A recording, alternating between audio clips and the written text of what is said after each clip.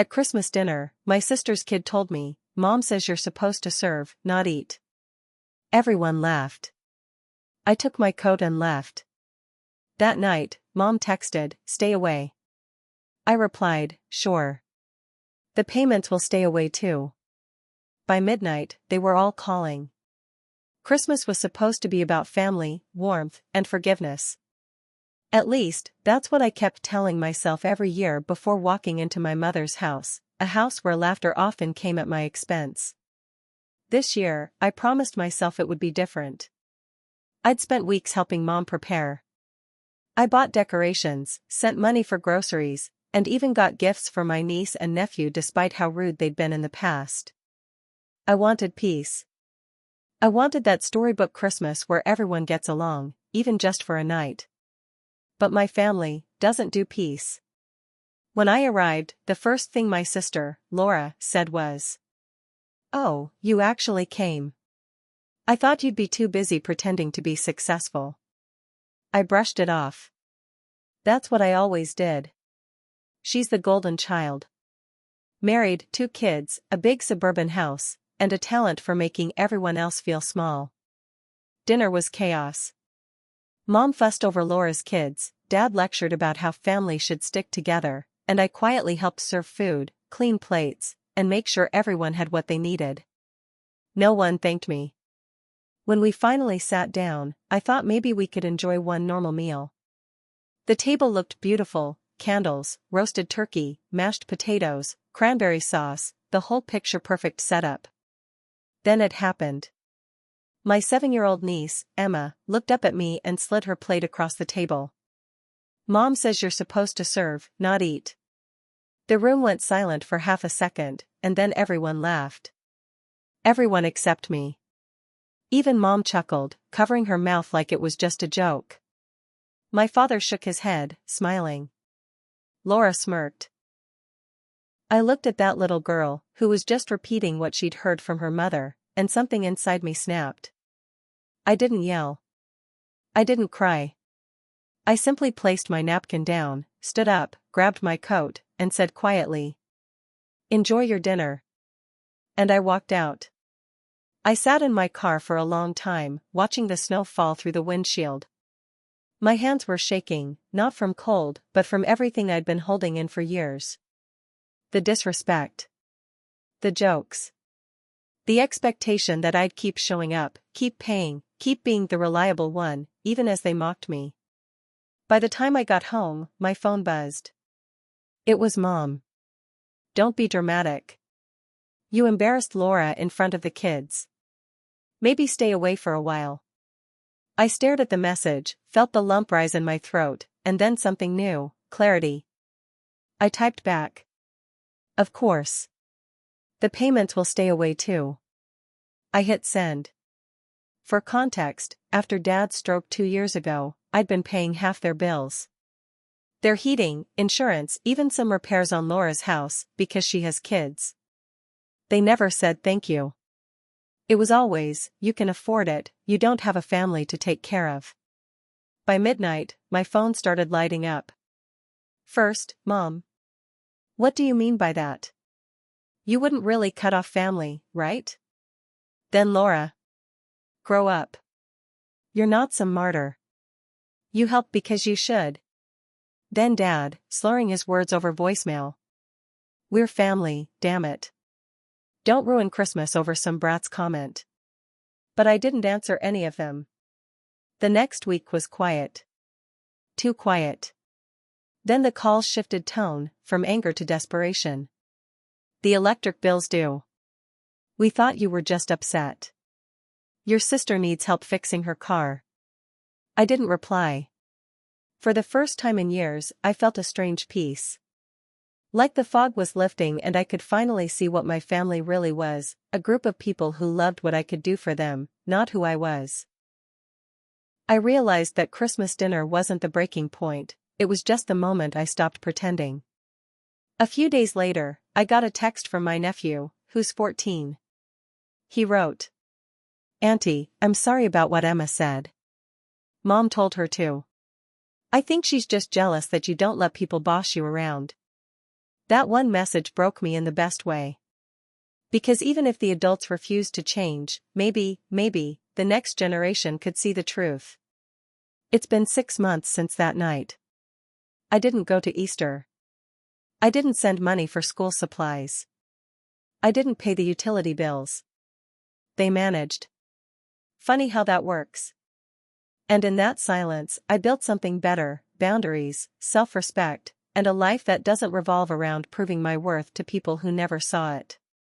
Last week, I hosted my own small dinner with friends, real friends, the kind who listen, laugh with you, not at you. When I told them the Christmas story, they didn't laugh. They just said, "You did the right thing." And maybe I finally believe that. Sometimes family isn't about blood. Sometimes it's about who respects you when you finally stop serving and start living. This year, when the snow starts to fall again and Christmas lights go up, I won't be at my mother's table. I'll be at mine, surrounded by people who understand that kindness isn't owed. It's earned. And if my phone buzzes at midnight again, I'll let it ring. 6 months of silence can change everything. I didn't realize how peaceful life could be when your phone isn't constantly lighting up with guilt trips disguised as family love. No more late-night messages like "you think you're better than us," or "we're your parents, you owe us." For the first time in years, I woke up without anxiety gnawing at me. I started therapy. I got promoted.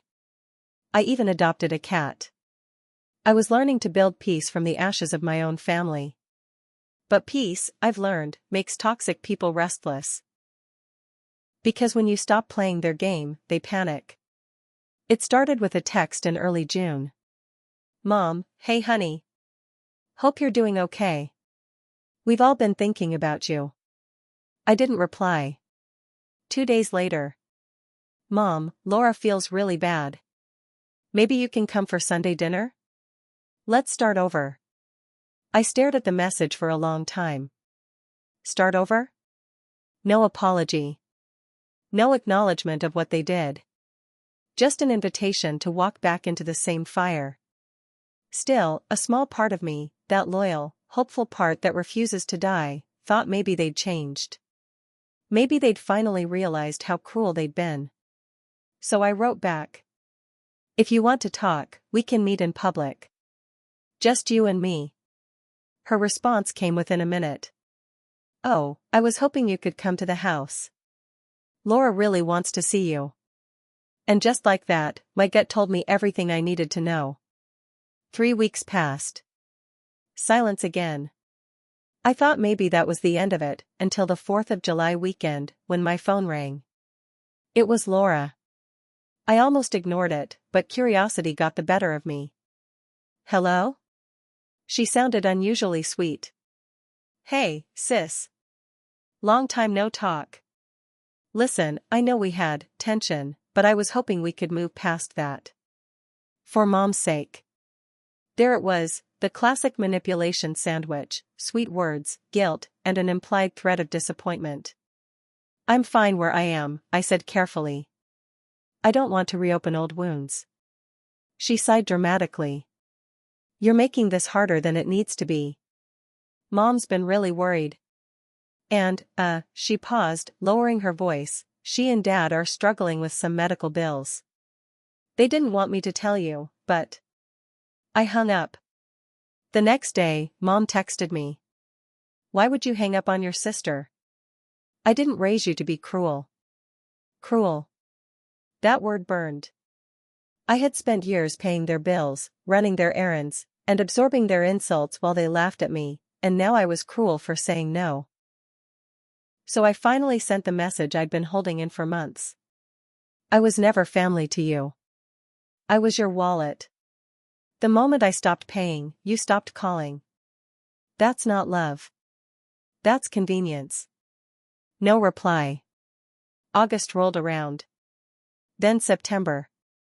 I kept living. Working. Healing. Until one evening, I got another call, this time from an unknown number. It was Dad. He sounded smaller. Softer. "Hey, kiddo. I know you don't want to talk to us, but your mom's not doing well. She misses you. Something in me stirred, not quite guilt, not quite pity. Just exhaustion. I said, I'm sorry to hear that. I hope she gets better. He sighed. We could really use your help with some bills, though. The medication. I interrupted. You have Laura. Ask her. There was silence on the other end. Then he said, almost bitterly, Laura already helps. But you always had more. Click. I ended the call. A week later, I got an email from Laura. The subject line read, Family Emergency. The message was long, emotional, full of drama.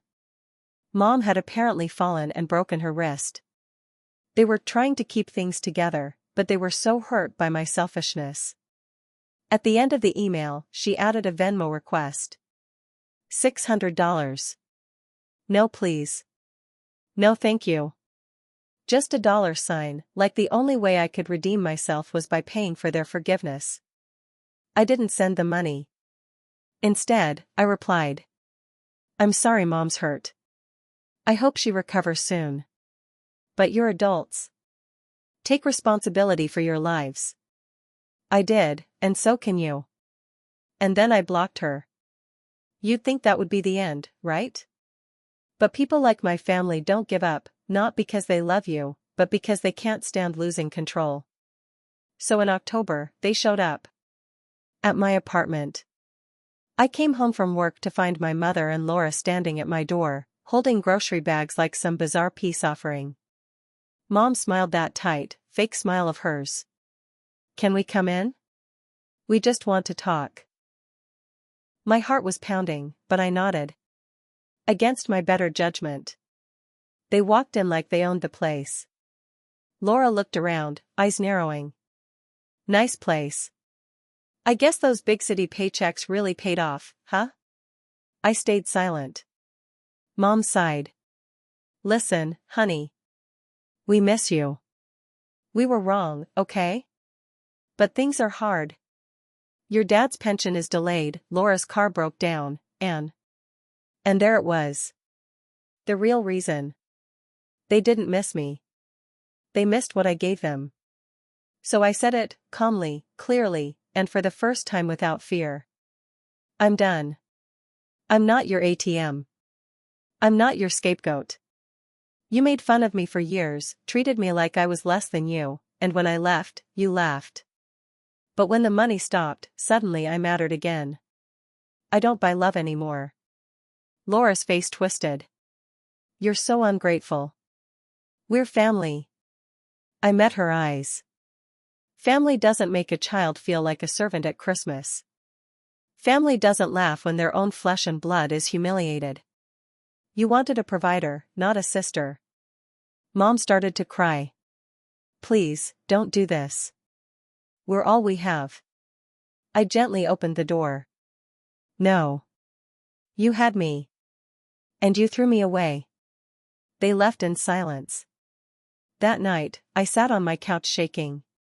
Not because I was sad, but because I finally felt free. For so long, I believed love meant sacrifice. That to be good, I had to give, even when it hurt. But love without respect is just control. A month later, I heard from my cousin that Laura was furious. Apparently, she told everyone that I'd abandoned the family. I didn't bother defending myself. Because you don't have to prove your truth to people who live off lies. This Christmas, I'll be hosting another dinner, this time in my own home, with people who treat me as an equal, not as a servant. No guilt. No manipulation. No laughter at my expense. Just warmth, laughter, and peace, the kind of Christmas I always wanted. And if my family tries calling again this year, begging for one more chance, I'll smile, turn off my phone, and raise a glass to the family I chose. A full year passed since that Christmas dinner, the one that finally broke whatever illusion of family I still had. 12 months of peace, quiet, and, for the first time in my life, real happiness. But peace doesn't mean the world stops spinning. It just means you're no longer part of their chaos. And chaos, in my family, was inevitable. It started when I ran into my cousin Megan at the grocery store. We weren't close, but she was one of the few relatives who'd quietly supported me after everything went down. The moment she saw me, her eyes widened. "Oh my God, you haven't heard, have you?" My stomach sank. "Heard what?" She lowered her voice, glancing around. "Laura's husband left her. Took the kids and moved in with someone else." I froze. It felt like my brain needed a few seconds to process the words. Apparently, he'd been having an affair for months. When Laura found out, she tried to keep up appearances, telling everyone they were working on things, but then he filed for divorce and left her with piles of debt. Megan shrugged. "She's been staying with your parents. They're a mess. Your mom keeps saying God's punishing them." I didn't know what to feel. I didn't want to gloat, not really, but there was something undeniably poetic about it all. Karma has a strange sense of timing. A few days later, I got a letter. A handwritten letter. It was from my mother. "Dear, name. I don't expect forgiveness, but I want you to know how sorry I am. You were right, we didn't treat you fairly. I see now how much we took you for granted. Things haven't been easy. Your sister's going through a lot.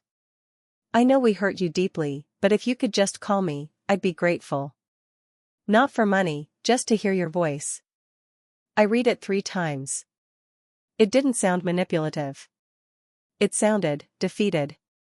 Still, I wasn't ready to let them back in. Not yet. Boundaries are like muscles. Once you build them, you don't let them weaken just because someone says sorry. Weeks passed, and I heard nothing more. Then, one chilly evening in November, my phone buzzed with a call from an unfamiliar number. It was Dad. His voice was shaky. "Your mother's been asking about you nonstop. I think she really means it this time. She's different." I didn't respond right away. Then he added, almost whispering, "She misses you. We all do. You were the only one who ever really kept us together." That line hit me harder than I expected. Because deep down, I always had been the glue, the one who made things work, who kept peace, who paid, who showed up. And when I walked away, the cracks they'd ignored for years finally split wide open. A week later, I decided to visit. Not because I wanted to reconcile, but because I needed closure. I didn't want hate in my heart anymore. When I pulled up to their house, I barely recognized it. The paint was peeling. The yard was overgrown. The Christmas lights, usually up by now, were nowhere to be seen. Mom opened the door. She looked smaller. Her arm was still in a brace from the old injury, her face lined deeper than I remembered.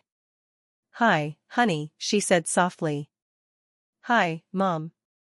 For a long moment, we just stood there, 2 people who'd spent decades misunderstanding each other. Then she broke down crying. "I'm sorry," she said between sobs.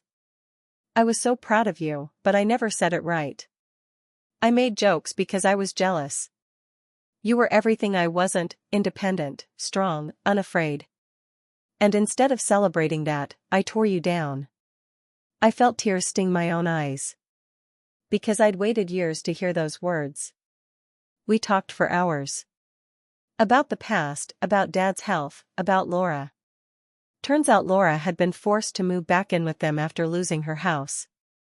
She'd been struggling to find work, and her ex refused to pay child support until custody was finalized.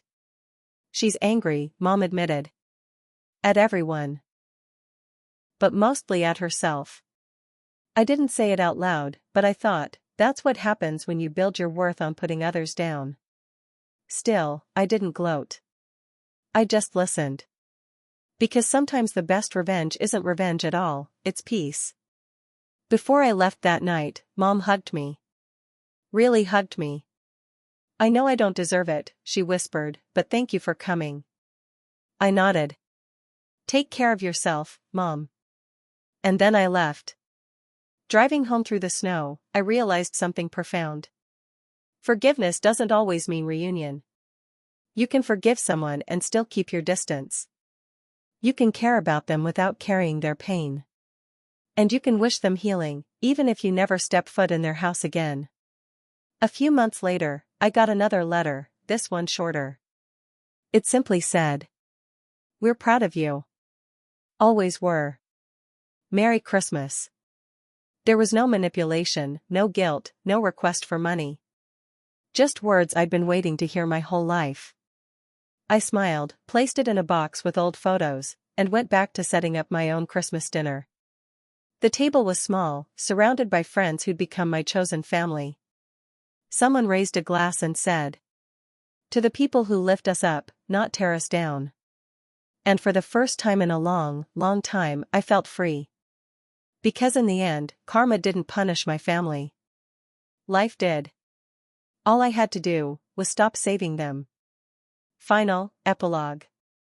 3 years have passed since that Christmas. I built a new life, one that isn't measured in guilt, money, or family approval. I bought my own home, started my own business, and filled my world with people who actually care. Sometimes I still get cards from my mother.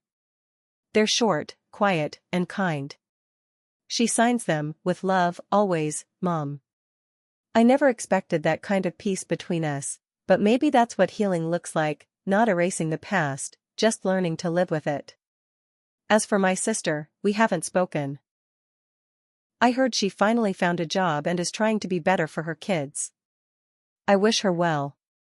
This Christmas, as I set the table for my friends, my chosen family, I smiled at how far I'd come. No tension. No cruelty.